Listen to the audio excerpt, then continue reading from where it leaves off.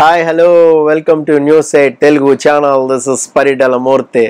ముందుగా నా ఇరువి సాదర్శన మీ అందరికీ పేరు పేరున కృతజ్ఞతలు తెలుపుకుంటున్నా.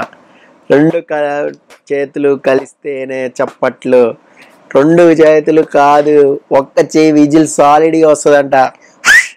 వచ్చిందా? వినపడిందా? గట్టిగా వేసేవాడిని, అందరు లేచిపోతారని వేయలేదు. సూపర్ అంటే సూపర్ ఇచ్చి పడేసింది అబ్బా తనుజ. నాకైతే బాగా నచ్చింది రమ్యకి ఇవ్వడంలో. ఇంకా ఓపెన్ అప్ అయిపోతే బాగుండేది అనిపించింది. ఎక్కడో కొంచెం హైడ్ అండ్ సీక్ గేమ్ ఆడారు ఇద్దరు కూడా. ఏముంది అందులో కన్ఫెషన్ రూమ్లోది చెప్పేస్తే అయిపోద్ది. సో పాయింట్ టు పాయింట్ వెళ్దాం మనం. ఫస్ట్ తనుజని రమ్య నామినేట్ చేసింది. సో ఒక్క టాస్క్ కూడా నువ్వు ఆడలేదు అంటే నువ్వు బిగ్ బాస్ చూసావా 5 వారాలని నాకు అనిపించింది. ఒక్క టాస్క్ కూడా ఆడకుండా సేఫ్ ఎలాగవుతుంది? ఇప్పుడు పవన్ కళ్యాణ్తో టాస్క్ ఆడారు, పెయిర్ ఆడారు, ఆ టాస్క్లు 2 గెలిచింది, వెళ్ళింది. సేఫ్ లేయర్ ఎలాగైంది మరి? ఆ వారం ఇమ్యూనిటీ ఎలాగొచ్చింది? నెంబర్ 1. అలాగే ఫస్ట్ 2-3 వారాలు కెప్టెన్సీ కంటెండర్ అయింది ఎవరు? వరుస పెట్టి త్రుటిలో తప్పింది తనుజ కెప్టెన్సీ 2 సార్లు. అంటే మీరు టాస్కులు చూడట్లేదా? మీరు గేమ్ చూడట్లేదా? ఓన్లీ మీకు ఆ భరణితో నానా నానా అనేదే కనబడిందా? ఇంకేం కనబడలేదా? అక్కడ పవన్ కళ్యాణ్ చుట్టూ ఆమెం తిరగలేదే. 100% పవన్ కళ్యాణ్ చుట్టూ ఎప్పుడు తనుజ తిరగలా. పవనే వచ్చేవాడు, ఇష్టం అనేవాడు, అదనేవాడు, ఇదనేవాడు. తర్వాత బ్రో అంది, ఆ తర్వాత ఏం చిన్న పిల్లలే అలాగా ఉంటాడు పవన్ అంది. మెచ్యూర్డ్గా ఉంది, అందులో డౌట్ ఏముంది మీకు? మీకు ఏమైనా కామెంట్, నా రివ్యూకి మాత్రం మీరు ఎవరైనా ఎగైనిస్ట్ ఉంటే కామెంట్ చేయండి.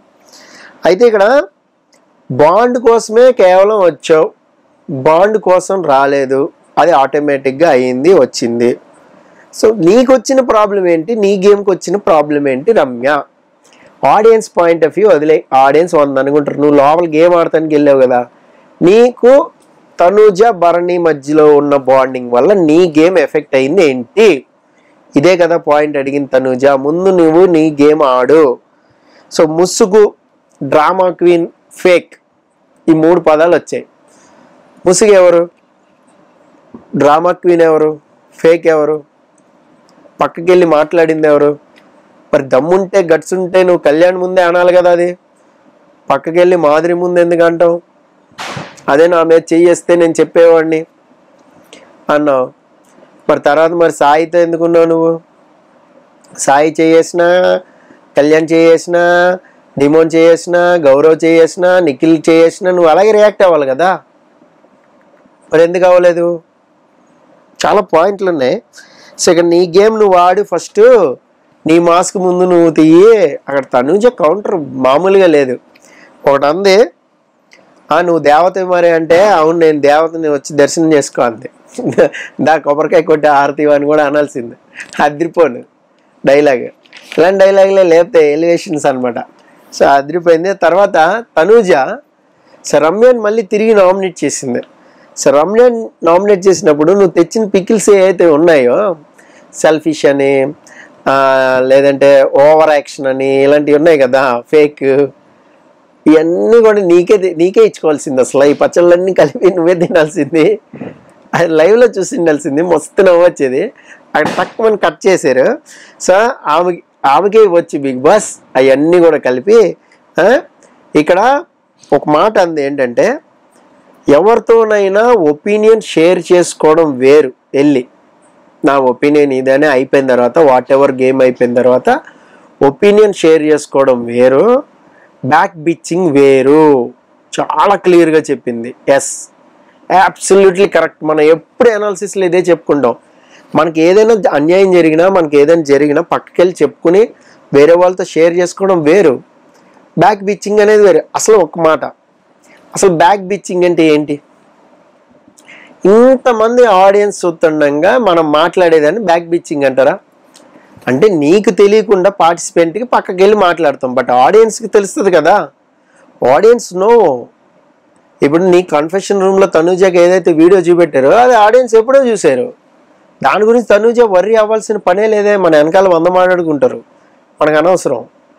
మనం ఎలా ఉన్నది అన్నదే ముఖ్యం. బట్ మన ముందు కానీ అది వచ్చింది అంటే, మన గురించి వెనకాల ఎవరైనా మాట్లాడుకుని ఆ వీడియో కానీ విజువల్ కానీ మనం చూసామంటే ఖచ్చితంగా ఆన్ ఫేస్ మాట్లాడాలి వెళ్ళి. అంత దమ్ము ఉండాలి యాక్చువల్గా. తనుజ అయితే ఇక్కడ పాయింట్ టు పాయింట్ అయితే మాట్లాడింది, నాకైతే అనిపించింది.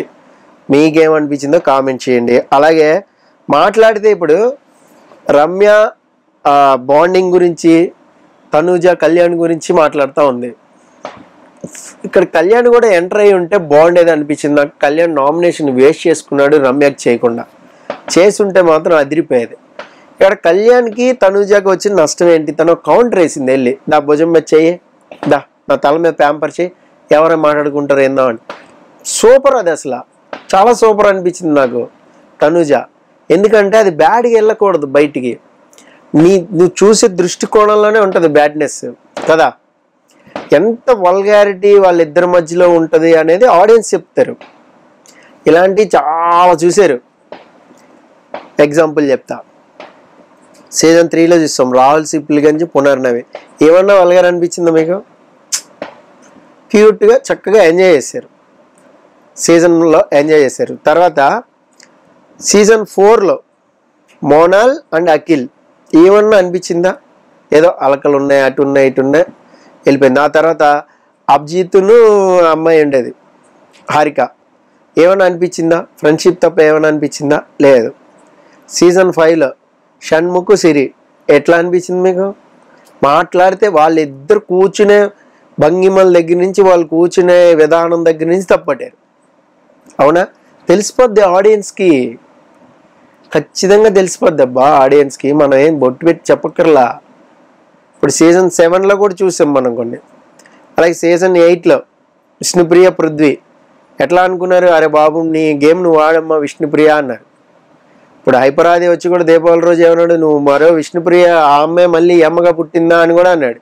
అక్కడే హింట్ ఇచ్చాడు రీతు. అర్థం కావట్లా.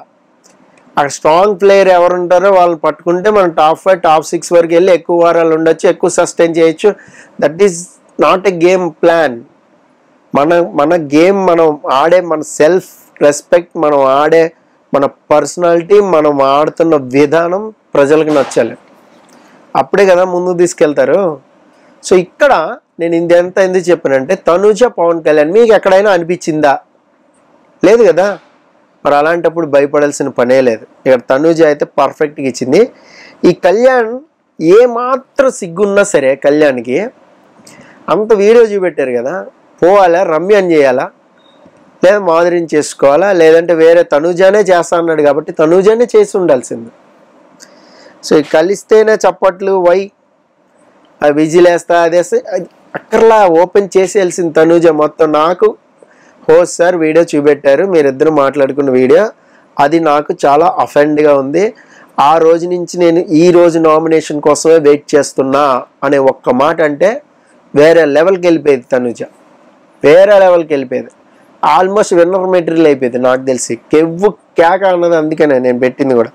సో ఇక్కడ బీబీ ఏదైనా కూడా, బిగ్ బాస్లో ఏదైనా కూడా క్వశ్చన్స్ అనేవి పక్కకి వెళ్ళి మాట్లాడుకుంటాం అనేది అది ఆడియన్స్కి కెమెరాల ముందు చెప్పినట్టే లెక్క. ఇప్పుడు తనుజ పక్కకి వెళ్ళి మాట్లాడినా అది కోట్ల మంది ఆడియన్స్ చెప్తున్నట్టే.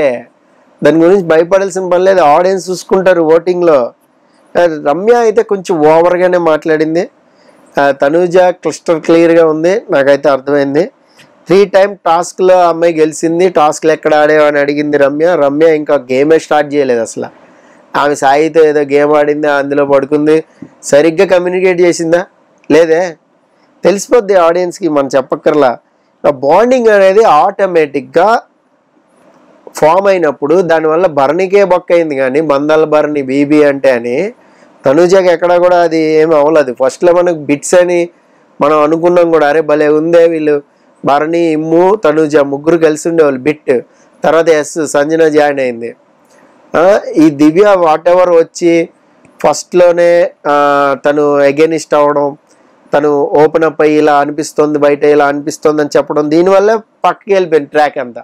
తర్వాత 5 స్టార్ వాళ్ళు వచ్చి కొన్ని పాయింట్స్ చెప్పాడు, అమ్మా ఇది ఎక్కడో రాంగ్ వెళ్ళిపోయింది అని గేమ్ మార్చేసారు. అక్కడే ప్రాబ్లం అయింది. గేమ్ మార్చకుండా ఉండుంటే వాళ్ళ ఒరిజినాలిటీ అలాగే ఉండుండేది. నెక్స్ట్ బాండింగ్ అనేది అసలు నేరం ఎందుకు?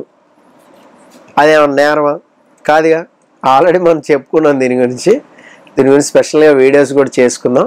సో వాట్ ఎవర్ ఈసారి నామినేషన్స్ అయితే మంచి కిక్ ఇచ్చాయి. ఇలాంటి డైరెక్ట్ నామినేషన్స్ అయిపోతే బాగుంటుంది. మరి చూద్దాం మీకు ఇద్దరిలో ఎవరు బెస్ట్ అనిపించారు, Tanuja versus Ramya. So please comment. This is Paritala Murthy signing off. Bye by.